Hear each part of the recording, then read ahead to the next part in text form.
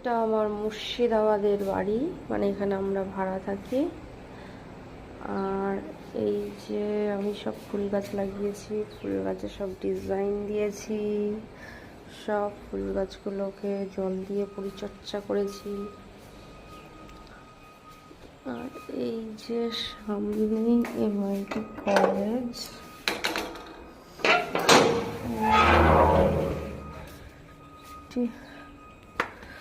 কলেজের এই পাঁচিল, দেয়াল, জঙ্গল,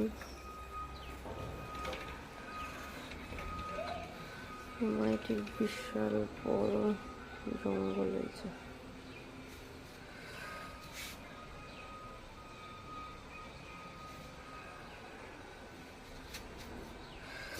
এই বিশাল জঙ্গল, এমআইটি কলেজের জঙ্গল, এই পাঁচিল দেখা যাচ্ছে।